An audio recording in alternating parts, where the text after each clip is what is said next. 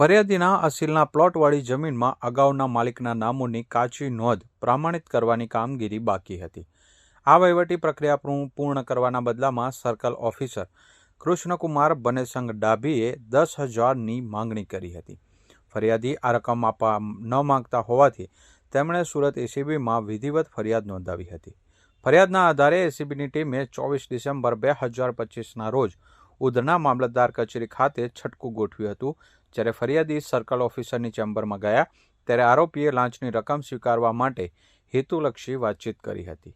જેવી આરોપીએ 10,000ની રકમ હાથમાં લીધી કે તુરંત જ પહેલેથી ગોઠવાયેલી એસીબીની ટીમે ત્રાટકીને આરોપીને પકડી પાડ્યો હતો અને લાંચની રકમ રિકવર કરી હતી। આ સમગ્ર કામગીરી સુરત ગ્રામ્ય એસીબી પોલીસ સ્ટેશનના પોલીસ ઇન્સ્પેક્ટર SD ધોબી અને તેમની ટીમ દ્વારા કરવામાં આવી હતી। આ ટ્રેપનું સફળ સુપરવિઝન એસીબી સુરત એકમના મદદનીશ નિયામક RR ચૌધરીએ કર્યું હતું। એસીબી દ્વારા હાલમાં આરોપી વિરુદ્ધ ગુનો નોંધી આગળની કાયદેસરની કાર્યવાહી હાથ ધરવામાં આવી છે। ત્યારે સરકારી કચેરીમાં ભ્રષ્ટાચારના કિસ્સાએ મહેસૂલ વિભાગમાં ખળભળાટ મચાવી દીધો છે। એક વર્ગ 3ના કર્મચારી દ્વારા સામાન્ય જનતા પાસેથી કામ કરાવવા બદલ નાણાંની માંગણી કરવી એ પ્રશાસન માટે શરમજનક બાબત છે। એસીબીએ લોકોને અપીલ કરી છે કે જો કોઈ સરકારી કર્મચારી કામ માટે લાંચ માગે તો તુરંત હેલ્પલાઇન નંબર અથવા નજીકની કચેરીનો સંપર્ક કરવો।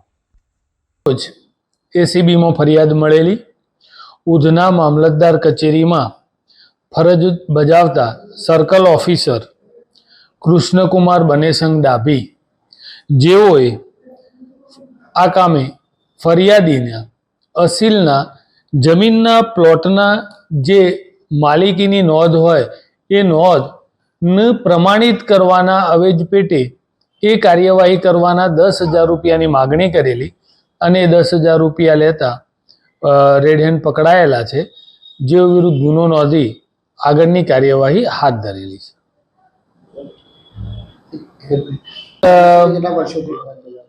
2017થી કૃષ્ણકુમાર ડાભી એ નાયબ મામલતદાર તરીકે ભરતી થઈ અને ફરજ બજાવે છે, જેઓનો પગાર લગભગ 84,000 રૂપિયા જેટલો છે।